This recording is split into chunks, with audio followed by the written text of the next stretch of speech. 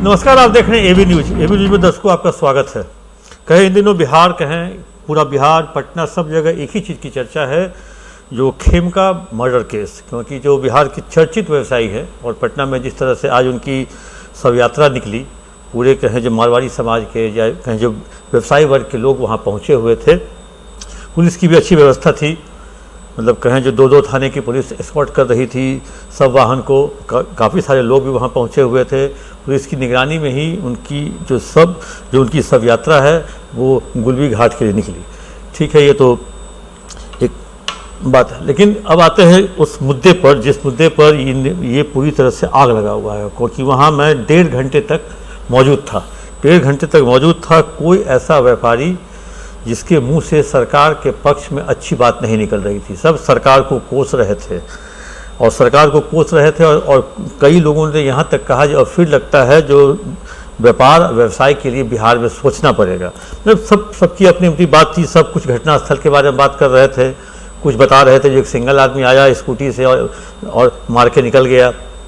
सब अपने अपने तरीके से बातचीत करके सब अपनी तफ्तीश भी कर रहे थे। कोई कह रहा था इसका मतलब बांकीपुर क्लब से बताया गया होगा जो खेमका जी निकल रहे हैं।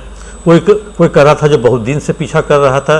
मतलब जितनी मुंह उतनी बातें, सब अपने अपने तरीके से तफ्तीश में लगे हुए थे। साथ में पत्रकारों की फौज भी थी, वो भी अपने हिसाब से तफ्तीश में लगे हुए थे। मतलब अपने अपने हिसाब से बातचीत कर रहे थे, सब अपना अपना काम कर रहे थे। अचानक सब यात्रा निकलती है और एक वाहन पे निकल जाती है। लेकिन अब आते हैं मेन घटना पे, जो आखिर इस घटना का मास्टरमाइंड कौन है, आखिर घटना का कारण क्या है, घटना को किसने अंजाम दिया है। इन तीनों बिंदुओं पर पटना पुलिस को या एसआईटी कहें या एसटीएफ सभी क्लियर तरीके से काम कर चुके हैं।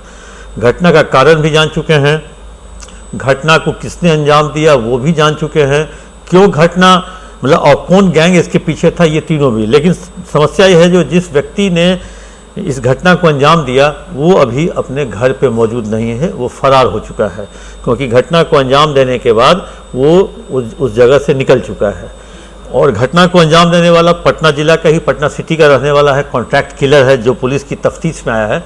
पुलिस ने न उसका नाम न नंबर का खुलासा किया है। लेकिन पटना के सीनियर एसपी कहें या जो भी वरीय पदाधिकारी कहें या पटना के आईजी कहें, जो वो सभी एक तरह से आत्मविश्वास से भरपूर है, जो घटना का उन्होंने खुलासा कर लिया है। कॉन्ट्रैक्ट किलर पटना सिटी का ही है और उसने ही इस घटना को अंजाम दिया है। घटना से पहले वो लगभग 3 घंटे तक गांधी मैदान के आसपास उसने इस पूरे घटनास्थल की रेकी की है।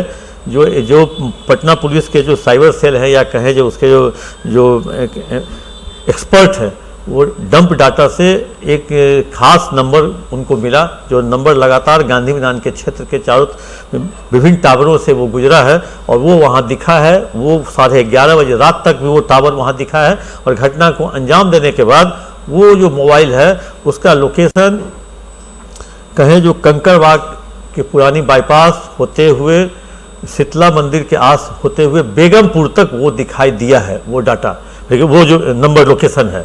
और बेगमपुर के बाद वो कहीं पर गायब हो गया है, फतुहा के आसपास वो जाके हो गया। अब दर्शक आप जानना चाहेंगे जो आखिर मामला क्या था, किन कारण से मतलब खेमका जी की हत्या हुई या मर्डर कहे जो मर्डर। इसमें भी जो पुलिस की तफ्तीश आ रही है, पुलिस की तफ्तीश में भी इसमें ज़मीन का मामला आ रहा है। जैसे इनके बेटे की हत्या हुई थी हाजीपुर में भी ज़मीन के ही कारण, विवाद के कारण इनके बेटे गुंजन खेमका की भी हत्या हुई थी। और ये हत्या हुई थी 21 जनवरी 2018 को, 21/12/2018 को, 21/12/2018 को।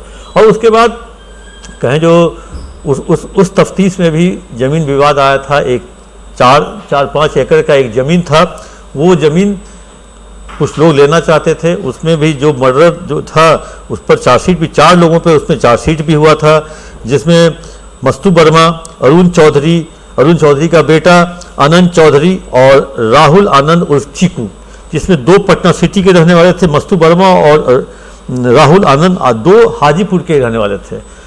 अब गोपाल खेमका के मर्डर केस में भी इसी ज़मीन पे आ रही। ये ज़मीन इस पर हाजीपुर में नहीं, पुनपुन में है।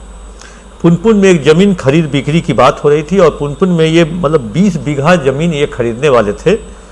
और उसकी बात भी ये कर रहे थे। उसमें उनकी योजना थी जो प्लॉटिंग करके लोगों को बेचेंगे। इस 20 बीघे ज़मीन को लेकर के इनकी बातचीत चल रही थी, और बातचीत जिनके माध्यम से हो रही थी वो माध्यम को बीच में ही कुछ विवाद हुआ, उस माध्यम को ही कहा जा रहा है पुलिस के अनुसंधान कहा जा रहा है, जो पुलिस के अनुसंधान में कहा जा रहा है, जो जिस माध्यम से बातचीत हो रही थी उस कुछ विवाद होने के बाद गोपाल खेमका ने उस माध्यम को हटा दिया। अब पटना में और बिहार में अगर 20 बीघे की ज़मीन की अगर बातचीत कर रहे हैं और ब्रोकर मीडिएटर जो माध्यम है उसके साथ अगर कोई इफ़ एंड बट होता है तो वो सीधे तौर पे आपके लिए खतरा हो सकता है, क्योंकि हाजीपुर में भी यही हुआ और इस पुनपुन वाले ज़मीन पे भी यही हुआ। इस ब्रोकर के बीच में भी एक ब्रोकर है, इस ब्रोकर के भी एक व्यक्ति जो है ब्रोकर है, उस जाके और एक दूसरे ब्रोकर से बात कराता है। उस दो तरह के ब्रोकर इसमें है। एक है जो सब ब्रोकर, और वो जाके मेन ब्रोकर से मिलाते हैं। तो सब ब्रोकर जो है उसकी भी अच्छी पैठ है, पॉलिटिकल पैठ है। एक अचानक से सोशल मीडिया पे एक फ़ोटो वायरल हो रहा है, मतलब हम उसकी पुष्टि नहीं कर रहे हैं उस फोटो की, लेकिन आरजेडी के कई दिग्गज नेता के साथ उस सब ब्रोकर का फोटो वायरल हो रहा है जो इस केस में वांटेड है। जब मैंने वो फोटो पटना के सीनियर एसपी को दिखाया तो सीनियर एसपी ने न हाँ कहा न ना कहा, लेकिन फ़ोटो देखकर मुस्कुरा जरूर दिया। इसका मतलब उनकी मुस्कुराहट में ही हाँ थी, मुस्कुराहट में ही सब कुछ जवाब मिल गया। तो अब उस ब्रोकर की भी खोज हो रही है, कॉन्ट्रैक्ट किलर की भी खोज हो रही है। सब ब्रोकर कॉन्ट्रैक्ट किलर सभी की पहचान कर ली जा चुकी है, बस गिरफ्तारी होनी बाकी है। उसके लिए एसटीएफ की टीम भी लगी हुई है, पटना पुलिस की विशेष टीम भी लगी हुई है, और एसटीएफ के जो एडीजी हैं कुंदन कृष्णन वो भी अपने हिसाब से पूरे नेटवर्क को खंगाल रहे हैं। उनकी अलग टीम डीआईजी और एसपी के रूप में वहाँ लगी हुई है। एक तरह से कहें जो पूरा का पूरा पुलिस महकमा इस गोपाल खेमका मर्डर केस के पीछे पड़ा हुआ है। और जिस तरह से मुख्यमंत्री ने ये डीजीपी और पूरी टीम को बुला करके बातचीत की और एक मतलब कहे जो टाइम तो नहीं दिया, लेकिन उन्होंने कहा जो जल्द से जल्द इस केस का अनुसंधान करे, और अनुसंधान करने के दौरान ये सारी चीज़ें आई है। ये सारी चीज़ें एक तरह से सीक्वेंस के रूप में मिल तो गई है, लेकिन अब इन लोगों को गिरफ्तार करना, पकड़ना, फिर उसके बाद फिर चार्जशीट।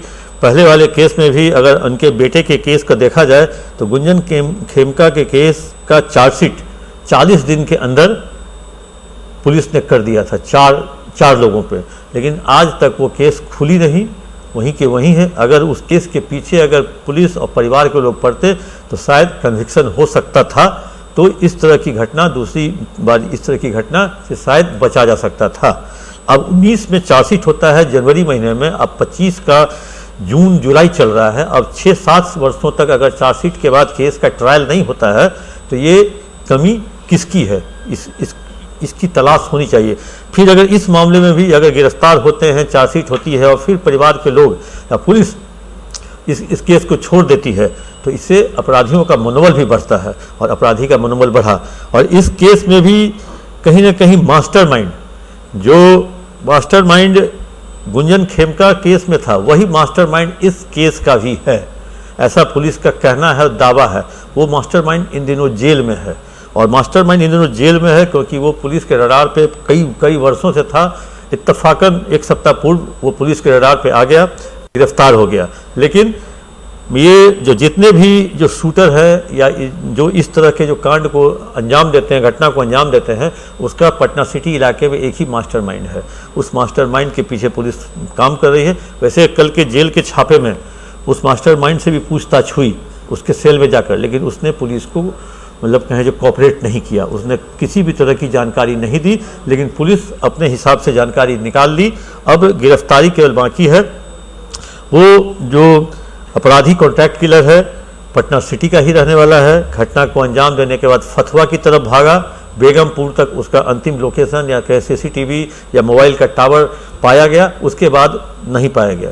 पुलिस का कहना है जो मतलब कहें जो अपराधी कितना भी तेज क्यों ना हो, एक न एक दिन पुलिस के हाथ चढ़ ही जाता है। तो अब केवल ये देखना है, जो अब पुलिस के अगले प्रेस कॉन्फ्रेंस का इंतजार है। तो आखिर ठीक है, पुलिस वालों ने के माध्यम से इतनी जानकारी मुझे मिल गई, जो कॉन्ट्रैक्ट किलर है, सिटी का है, फतवा की तरफ भागा, पुनपुन का ज़मीन है, लेकिन आखिर ये लोग हैं कौन, उनके नाम पते क्या हैं, ये पुलिस के प्रेस कॉन्फ्रेंस शायद कल हो सकता है, क्योंकि आज अभी 5 बजे से पटेल भवन में पुलिस के आला अधिकारियों की और एसटीएफ के साथ बैठक भी है, मतलब उसी की मॉनिटरिंग है, इसी केस को लेकर के मॉनिटरिंग है। पटना पुलिस के सीनियर एसपी और आईजी और सिटी एसपी के नेतृत्व में जो एसआईटी है उसकी अलग काम, मतलब उसकी अलग मॉनिटरिंग कर रहे हैं पटना के आईजी। तो कहे जो 2 स्तर पे, मतलब 2 लेवल पे इस केस की जांच हो रही है, पटना पुलिस की एसआईटी और एसटीएफ। अब देखते हैं जो दोनों मिल के फलाफल निकालता है कि अलग अलग दोनों के तफ्तीश के होते हैं। हमको लगता है जो भाई दोनों मिल के ही निकालेंगे, क्योंकि पुलिस एक होती है, न एसआईटी न एसटीएफ। दोनों का काम करने का तरीका भले अलग हो, लेकिन दोनों का मोटिव एक है, दोनों का टास्क एक है, और उस टास्क के लिए दोनों टीम लगी हुई है। अब 8 साढ़े 8 तक इस तरह का जो मामला है ये क्लियर हो जाएगा, जो किस गैंग ने क्यों और किसके कहने पर और उसका मोटिव क्या था इस घटना को अंजाम दिया। आप देखते रहिए एबी न्यूज़। आप अपना कमेंट बॉक्स में जाकर जरूर दें।